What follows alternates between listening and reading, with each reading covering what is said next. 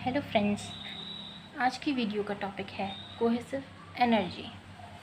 तो cohesive energy क्या होती है और इसका एक्सप्रेशन कैसे निकालते हैं, आज हम इस टॉपिक पे बात करेंगे। Cohesive energy is defined as the energy gained by the arrangement of atoms in a crystalline state as compared with the gas state. तो कोहेसिव एनर्जी क्या हो गई, हम उसे डिफाइन कर सकते हैं द एनर्जी, ऐसी एनर्जी जिसको हमने कब गेन किया है, जब हमने अरेंज किए हैं atoms in a crystalline state. जब हमने क्या किया, एटम्स को हम क्रिस्टलाइन स्टेट में अरेंज करते हैं as compare with the gas state से कंपेयर। तो यहाँ पे क्या होगी, insulators and semiconductors have large cohesive energy. Insulators और सेमीकंडक्टर्स की क्या होती है, लार्ज कोहेसिव एनर्जी होती है। In ionic crystals its cohesive energy can be calculated by summing up the electrostatic energy of all for an assembly consisting of ions with unlike charges. तो हम कैसे आयनिक क्रिस्टल के लिए हम कोहेसिव एनर्जी कैसे निकालते हैं, हम क्या कर देंगे, सम कर देंगे। सम किसका करेंगे, summing up the electrostatic energy for an assembly of consisting ions. हम जो बहुत सारे अलग अलग आयंस हैं उनकी टोटल एनर्जी का सम कर देंगे, वो हमारी निकल जाएगी कोहेसिव एनर्जी। अब हम कोहेसिव एनर्जी को अदर वर्ड्स में ऐसे भी डिफाइन कर सकते हैं कि in other words cohesive energy is the energy given out in a process of formation of a crystal. जो ऐसी एनर्जी जो निकलेगी कब, जब हम क्या करेंगे, कोई क्रिस्टल का फॉर्मेशन होगा, ठीक है। और क्रिस्टल का फॉर्मेशन होगा कैसे, बाय ब्रिंगिंग न्यूट्रल एटम्स को लाने पर, कहाँ से लाने पर, इन्फिनिटी से इक्विलिब्रियम की पोजीशन तक लाने पर। तो इसकी डेफिनेशन क्या हो गई कि इन्फिनिटी से इक्विलिब्रियम की पोजीशन तक लाने पर जो हमें क्रिस्टल फॉर्म होगा और उस क्रिस्टल फॉर्म होने में जो भी एनर्जी निकलेगी, उस एनर्जी को हम कहते हैं कोहेसिव एनर्जी। ओके, अब इसका एक्सप्रेशन देख लेते हैं। तो एक्सप्रेशन आ गया, टेक NaCl। अब हमने NaCl लेंगे, the force of attraction between Na+ and Cl- ion is, जो फोर्स ऑफ अट्रैक्शन हो जाएगा इनके बीच का, UE is equals to -1/4πε0 alpha E²/r। ये आ गई आपकी फर्स्ट इक्वेशन। यहाँ पे जो अल्फ़ा है वो तो हो गया आपका मेडुलम कांस्टेंट, r जो हो गई smallest distance between two ions, smallest distance हो जाएगी टू आयंस के बीच की, ओके।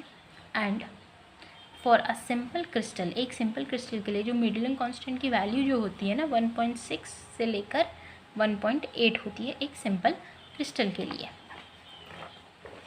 तो अब हम यहाँ पढ़ रहे हैं इक्वेशन 1, जो यहाँ से इक्वेशन 1 हमारी निकली, उसमें हम क्या कर लेंगे, जो अट्रैक्टिव फोर्स आएगा, जो equation 1 is the attractive force, ये भी हमने बोला कि इक्वेशन 1 क्या है, एक अट्रैक्टिव फोर्स है, ओके।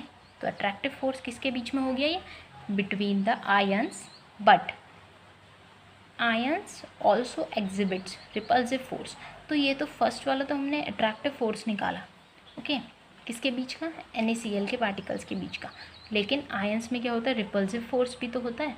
तो विच इंक्रीजेज, जो क्या करता है, इंक्रीज करता है with the decrease in the distance. जैसे जैसे डिस्टेंस यहाँ बढ़ेगी वैसे वैसे ये फोर्स क्या करता है, डिक्रीज होता है। कौन सा फोर्स, रिपल्सिव फोर्स, जिसको हम किससे डिनोट करते हैं, U repulsive is equals to B/r⁴n।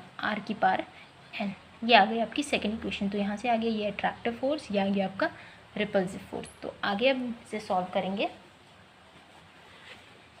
तो देख लीजिए, जो टोटल एनर्जी आ जाएगी, तो टोटल एनर्जी क्या आएगी, बाय ऑल आयंस, जो total energy by all ions वो हो जाएगी U, जो कि इक्वल्स टू हो जाएगी U attractive and U repulsive.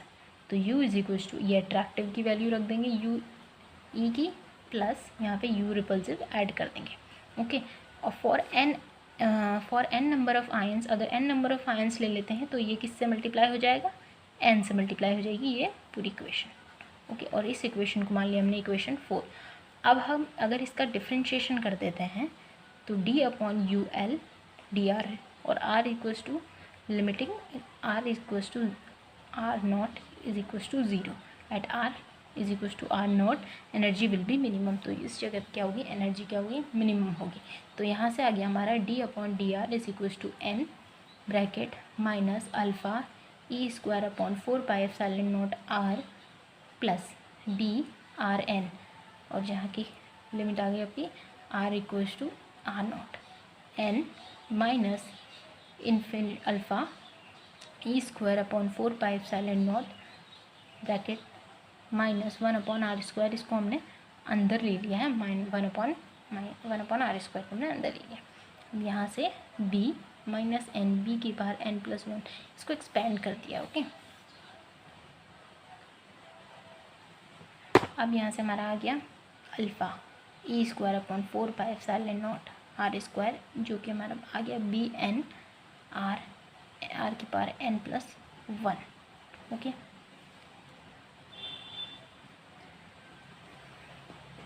b is equals to alpha E square R naught n-1 upon 4 pi epsilon naught N. ये value यहाँ से आ गई, इसको सॉल्व करने पे b की वैल्यू निकाल देंगे। तो यहाँ से b की वैल्यू ये आ गई। अब हमें p की वैल्यू पता चल गई, b की वैल्यू अब हमने कुछ नहीं करना है, हमें बस b की वैल्यू ऊपर वाली इक्वेशन में पुट कर देनी है। तो देखिए, जब हम ये b की वैल्यू ऊपर फोर्थ वाली इक्वेशन, ये वाली थी ना फोर्थ वाली, इस इक्वेशन में हम b की वैल्यू पुट कर देंगे तो हमारा आंसर क्या आता है। तो देख लीजिए, आंसर आ जाएगा आपका UL equals to n bracket minus alpha E square upon 4 pi epsilon naught R epsilon naught, और ब्रैकेट में आ गया 1 minus 1/n। This is the relation for cohesive energy. तो ये वाली जो इक्वेशन आ गई, ये आपकी है कोहेसिव एनर्जी की equation. This is the total cohesive energy, जो क्या होती है, सम है आपका रिपल्सिव वाले की और अट्रैक्टिव फोर्सेस की सम होगी।